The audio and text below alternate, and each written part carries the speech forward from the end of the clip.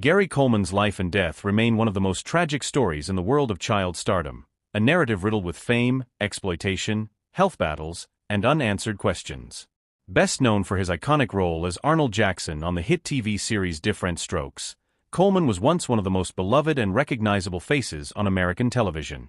His signature line, "Watch you talk about, Willis?" became an enduring pop culture catchphrase, and he captured the hearts of millions. Yet, behind the scenes, Gary's life was anything but light-hearted. From a young age, Coleman battled significant health challenges. Born with a congenital kidney condition, focal segmental glomerulosclerosis, he underwent multiple surgeries and required lifelong dialysis, which stunted his growth and gave him the appearance of a much younger child. Though this made him a perfect fit for child roles, it also meant he would carry the burden of chronic illness for the rest of his life. While Diff'rent Strokes brought him fame and fortune during its 1978 to 1986 run, it also marked the beginning of his complex relationship with money and trust. By the time he reached adulthood, Gary discovered that much of the millions he had earned as a child actor had been mismanaged. In a high-profile lawsuit in the 1990s, Coleman sued his parents and his former manager for misappropriating his trust fund. He won the case and was awarded a $1.3 million settlement, but the financial and emotional damage had already been done. The betrayal left a deep mark on Coleman, who became increasingly reclusive and mistrustful of others. As he transitioned into adult life, Coleman struggled to find stable acting work. Hollywood has never been kind to former child stars, especially those whose appearance defies conventional casting norms. Coleman did some guest spots and minor roles but was often reduced to self-parody, forced to lampoon his own past to remain in the public eye. He took on odd jobs. He even worked as a security guard for a time in Los Angeles, a move that prompted both sympathy and ridicule.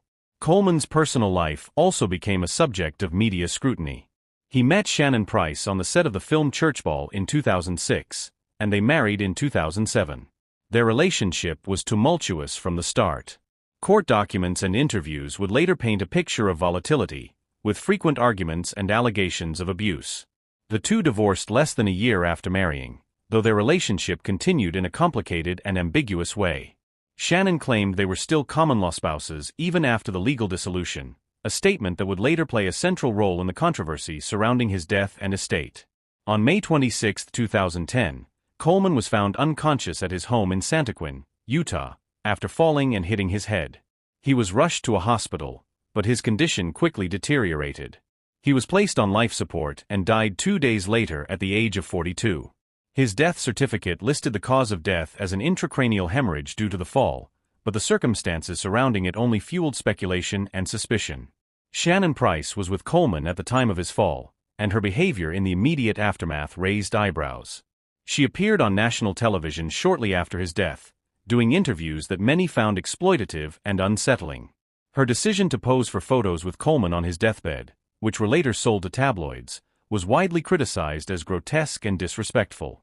Even more disturbing to some was the fact that Price authorized the decision to take Coleman off life support, citing her status as his common-law wife, a designation disputed by Coleman's friends and former lawyers. Legal battles quickly followed. There were disputes over Coleman's will, which reportedly had multiple versions. One version left everything to his friend and former manager Dion Mile, while a later handwritten codicil left his estate to Anna Gray, a former girlfriend and business associate. Shannon Price, despite not being named in any known will, fought to claim rights to his estate, asserting her common-law marriage gave her legal standing. The Utah courts were left to untangle a mess of conflicting claims, testimonies, and legal documents. The controversy over Gary Coleman's estate dragged on for years, marked by contradictory stories and lack of clarity. Some of Coleman's closest friends argued he had grown increasingly isolated in his final years, suspicious of those around him and fearful of being taken advantage of yet again. Others painted a picture of a man who simply wanted peace and to live a quiet life, far away from the spotlight that had brought him as much pain as it had fame. In the public eye, Gary Coleman's legacy has remained complex. He is remembered fondly by many for the joy he brought to television audiences, but also as a cautionary tale of what can happen when a young star is thrust into the entertainment industry without adequate protections. His life highlights the perils of child fame, the long-term impacts of medical hardship, and the dangers of exploitation, both financial and emotional. The fascination with Coleman's final days persists not only because of the tragic and murky circumstances, but also because he never seemed to get the justice or peace he deserved. His story is one of unfulfilled promise, a life marked by extraordinary talent and visibility, yet hampered by forces largely beyond his control.